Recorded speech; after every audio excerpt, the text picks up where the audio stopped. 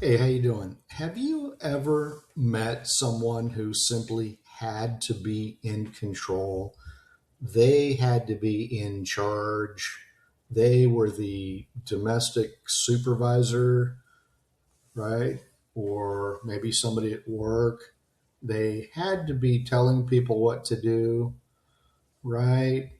They tell other people what to do because they don't know what to tell themselves to do. I remember people like that at different places I worked. Oh, that would irritate me. I'm like, you're not management. Why are you trying to tell people what to do? I'll listen to my boss. Whatever my boss needs, I'll do it. But other than that, I don't want to hear from anybody else. But anyway, have you ever known anyone they had to be in charge? They had to be in control. Maybe this person was your boss or somebody at work or a neighbor or your spouse, somebody you lived with, a roommate, a parent, neighbor, somebody down the street.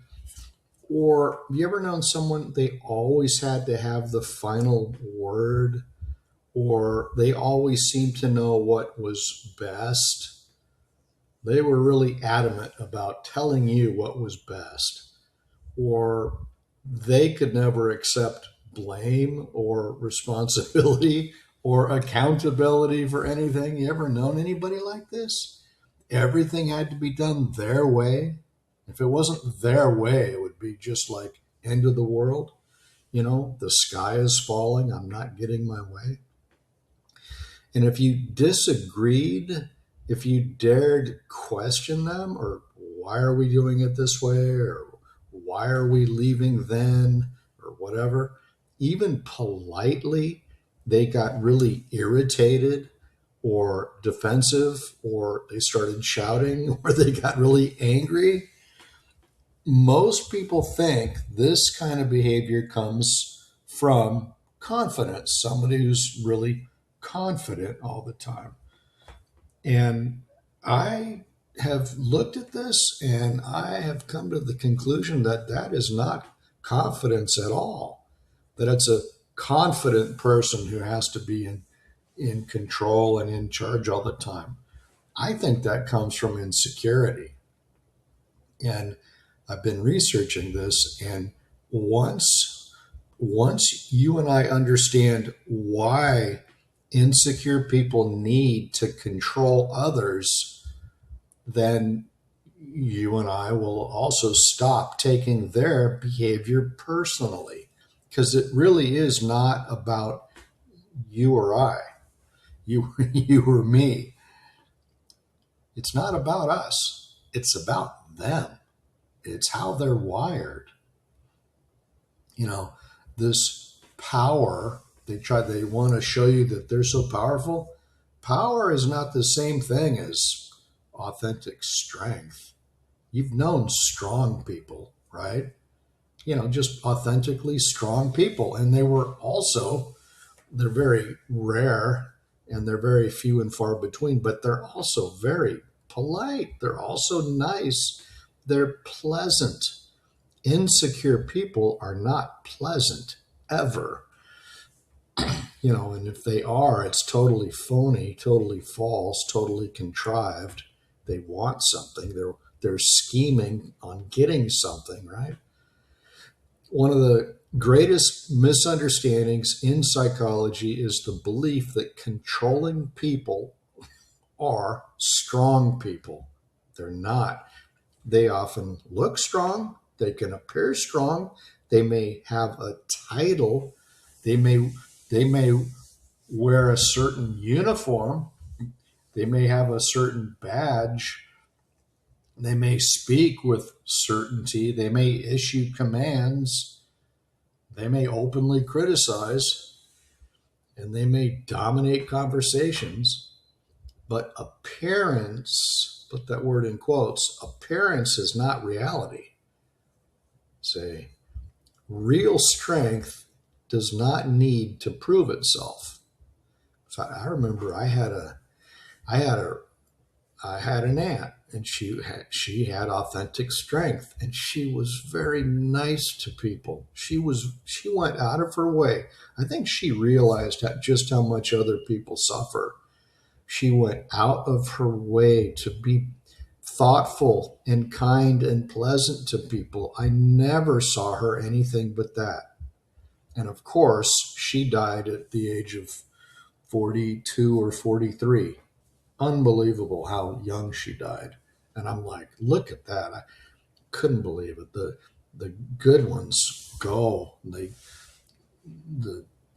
devil leaves us with the bad ones, doesn't he? The bad ones live forever, and the good ones go early. But the point is, real strength does not need to prove itself. It just is. Real strength is not threatened by disagreement. Real strength doesn't get agitated because somebody else has a different opinion. Control does. Control needs to prove itself constantly.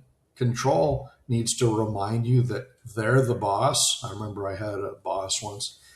Every 3 seconds, he was reminding everybody that he was the guy in charge. And he was well hated.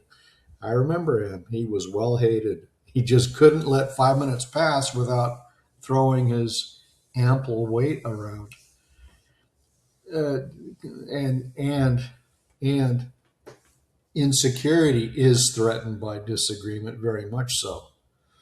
And insecurity gets agitated when somebody else has a different opinion, very much so. So imagine for a moment there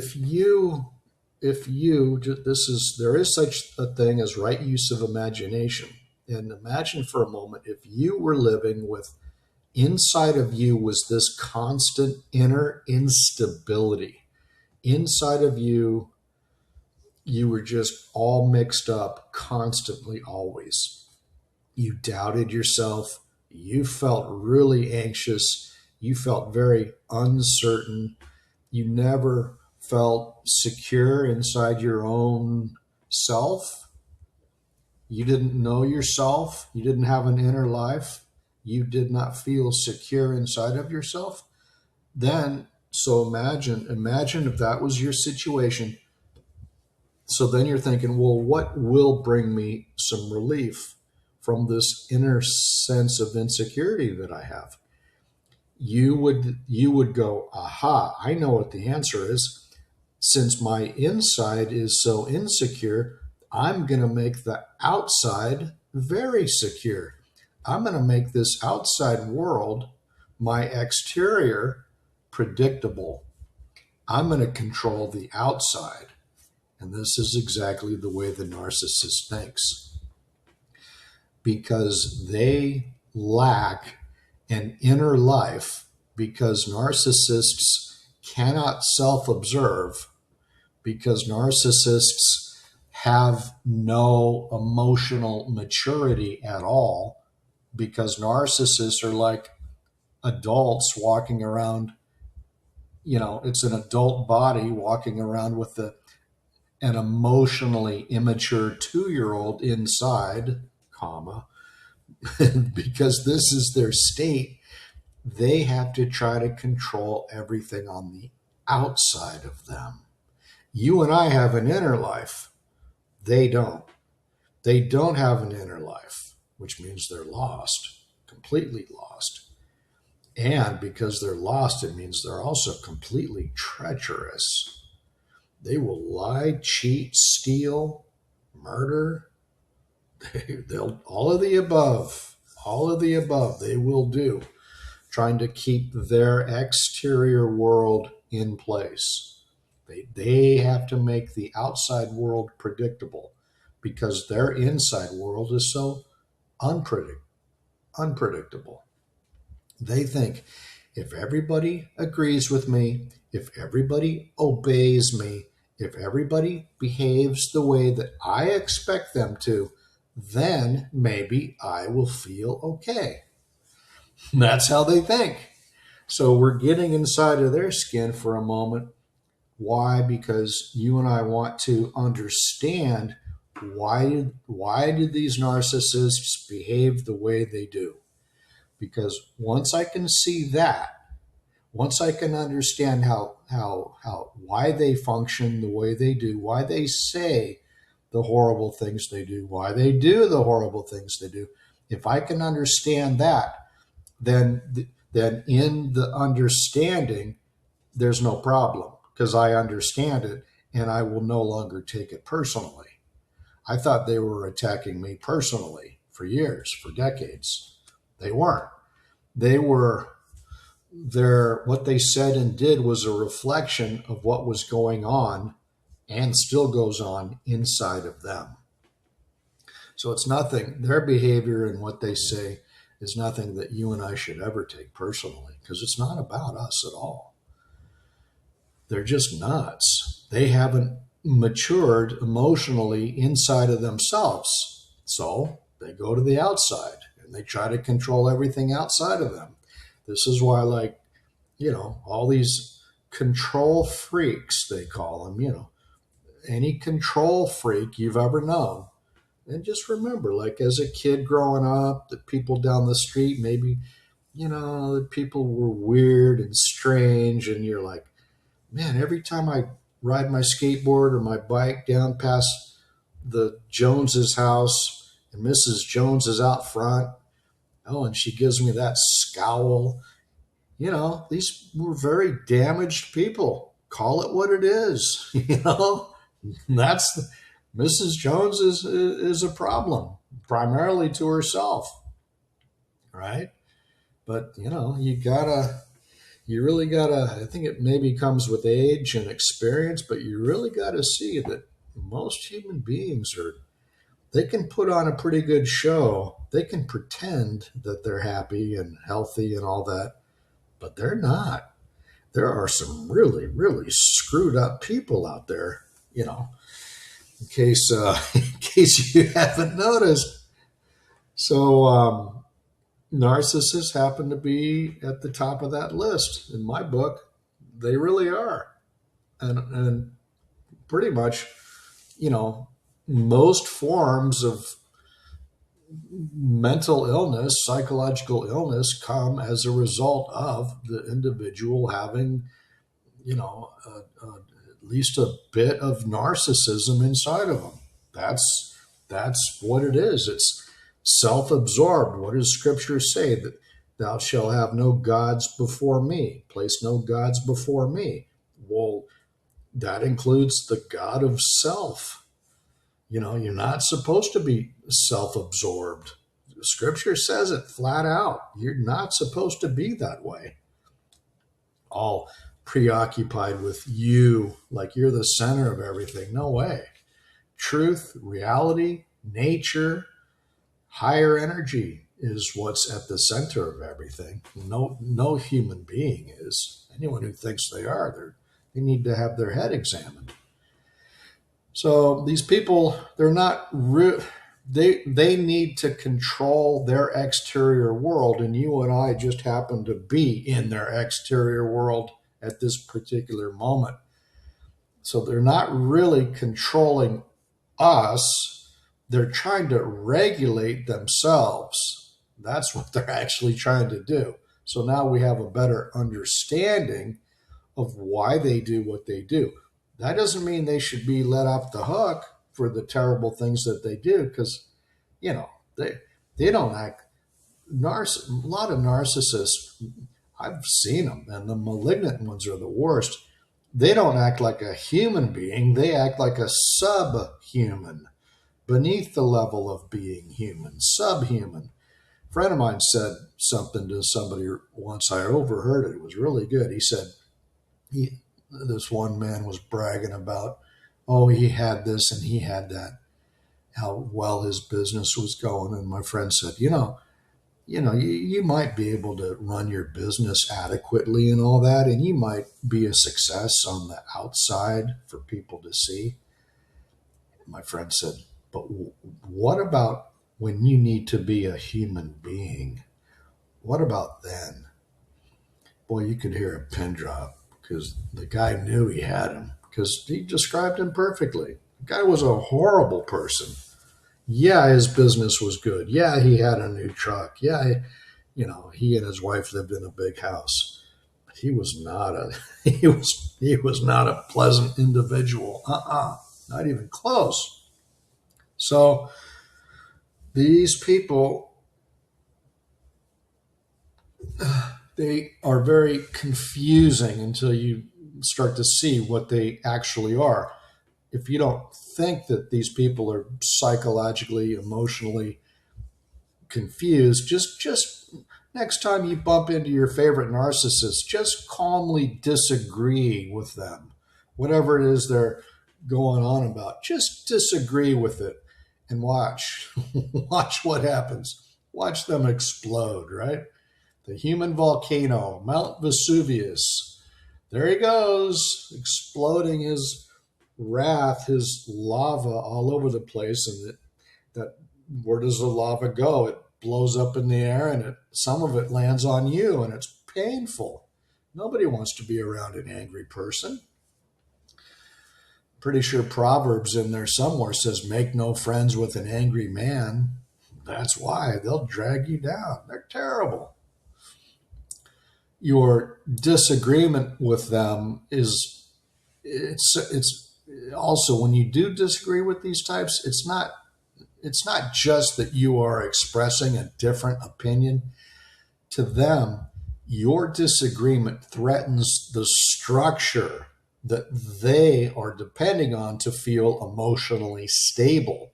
It's like you're taking a load-bearing beam at their house and you're shaking it, and they're saying, don't shake that, my entire house is going to collapse. That's what freaks them out. Say, your disagreement threatens their exterior structure, and their exterior structure, what we just learned, is the only thing they've got because they have no inner life. So then a lot of us make the mistake of, we know these people are nuts and we don't have much experience dealing, and we don't know what narcissism is. So we just almost naturally, knee-jerk reaction is to start arguing with them. Like, are you nuts or something? Hey, are you that much of a mental patient? And that really ticks them off. So arguing almost never, if ever, changes anything, because me and you are trying to exchange ideas. We're trying to we're trying to inject some truth into the equation. We're trying to say, hey, look, these are the facts, but they're not interested in the facts or in ideas. They're trying to preserve control. And those are two completely different conversations. Logic doesn't solve emotional instability. They have zero interest in logic, none. So yeah, logic does not solve emotional instability. Facts do not repair insecurity. So the discussion goes nowhere. It's an exercise in futility. You might as well be talking to a brick wall, because whatever you're saying does not enter them, right? They just can't hear you because their focus is on maintaining that external structure, because that's the only thing that makes them feel right, is if they can dominate, if they can control, if they can imagine that they're in charge, even when reality says there's no way in hell you're in charge. It's funny, but I've known some narcissists who were the stupidest people on the block, and yet they thought that all of them, they thought they were the smartest person in the room, and they were not. Some of them were really dumb, but they think that they're like, Einstein, some genius. It's not true at all. But here's the part that changes everything. Once you see this, something remarkable happens. You and I stop asking, what's wrong with me? Why are they attacking me? What's wrong with me? you and I, we stop wondering why we always feel drained after we see this person, why we always feel not ourselves, mixed up, confused, chaotic, nervous. Maybe our nerves feel not settled, We stop thinking, we stop we stop buying into this narcissist, boy, he seems very certain about everything. He must be right. Well, he's not right. That he's doing that for himself. We When I put all this together, I start to see the mechanism. I start to see the structure. What I look at them and I go, okay, they're trying to build something. They're trying to construct something external to them. That's why they talk a lot too, because they're trying to shore up their version of reality for themselves, not you. They're doing it for themselves. Extremely selfish, horrifically selfish, these people are. They can't just be normal. And it's all because they have no inner emotional life. They refuse to look inside of themselves. They cannot. So when you put all this together, you start seeing the mechanism. You start seeing the structure. And once you see the structure and you realize, wow, this is like that. Remember toward the end of The Wizard of Oz when Toto, the little dog, pulls back that curtain and Toto reveals that the great, scary, terrifying Wizard of Oz is just that little old 5-foot tall man with those levers and those pulleys, and he's standing on that platform, and it's all a machine, and he's operating the machine.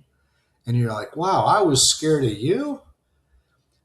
See, Toto revealed it. The least among them, the four, Dorothy and the Tin Man and the Cowardly Lion, the Scarecrow. Toto, the least among them, pulled the curtain back and revealed to them who the wizard actually was. In other words, there's nothing to be afraid of at all. It's all just one big false fake, trying to be a scary thing, but it's actually extremely insecure. So once you see behind the curtain, once you see who the Wizard of Oz actually is, you have no fear of that. You see it's a whole bunch of nothing, right? So as a reminder, and you have bumped into them here and again. I know I have, like my aunt. But people who are genuinely strong do not need to dominate anyone. They don't need to interrupt. They don't need to control every conversation. They don't need everyone to agree with them. That's because truly strong individuals already are stable inside of themselves. Their peace doesn't depend upon your compliance. That is real strength. When you learn how to self-observe, which is what we go over on this channel, in my books, in the talks, when you learn how to self-observe, you will have real strength. Real strength, cosmic strength, higher strength will come to you in the form of higher energy. Your awareness is real strength. A narcissist, having no inner life, no emotional life, has no awareness. They have no self-awareness. Another reason why they have to go to the external. When you're coming home to yourself, you're not interested in the external. You don't need external power. You have all the power you need because you are self-observing. Okay? That's why you want to stay close to this channel and this work, because this is the real thing. This is it. Look, in closing, if today's discussion reminded you of somebody in your own life, or perhaps helped you understand experiences you've struggled to explain, I've written an entire book exploring this subject in much greater depth. It's called Insecurity Demands the Throne: Why Insecure People Try to Control You and How to See It Clearly. If today's ideas resonated with you, I think you'll find that book genuinely eye-opening. You can find it right now at jackcarterbooks.com. If you enjoyed today's discussion, I'd really appreciate it if you would please click like, please subscribe to this channel, please share this video with someone who might benefit from it. Okay? So until next time, take really good care of yourself and keep observing.